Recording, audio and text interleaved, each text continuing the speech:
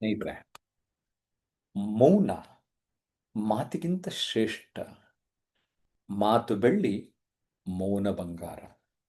ಮೌನ ಮೊಗ್ಗೆಯ ನೊಡೆದು ಮಾತರಳಿ ಬರಲಿ, ಮೂರು ಗಳಿಗೆಯ ಬಾಳು ಗಮಗಮಿಸುತ್ತಿರಲಿ.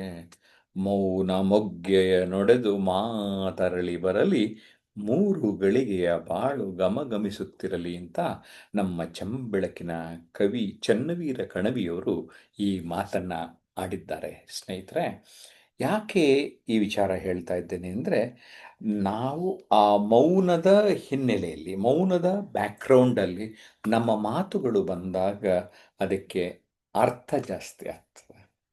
ಈಗ ಕಚಾಪಿಚಿ ಆಡಿಯನ್ಸು ಕ್ರೌಡ್ ಇದ್ರೆ ನಾವು ಮಾತಾಡೋದಕ್ಕೆ ವ್ಯಾಲ್ಯೂ ಇರೋದಿಲ್ಲ.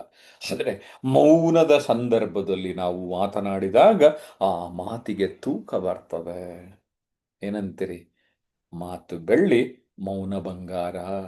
ಹಾಗಾಗಿ ಆ ಬಂಗಾರವನ್ನ ಅರಿತುಕೊಂಡು ಬೆಳ್ಳಿಯನ್ನ ಬಳಸಿಕೊಳ್ಳೋಣ ಸರಿಯಾಗಿ ಅಂತ ಹೇಳೋದಕ್ಕೆ ನಾನು ಇಷ್ಟಪಡ್ತೇನೆ. ಸ್ನೇಹಿತರೆ, ಈ ಒಂದು ನಿಟ್ಟಿನಲ್ಲಿ ತಾವೆಲ್ಲ ಆಲೋಚನೆ ಮಾಡಬೇಕು ಅನ್ನೋದು ನನ್ನ ಒಂದು ಆಸೆ ಮತ್ತು ಆಶಯ.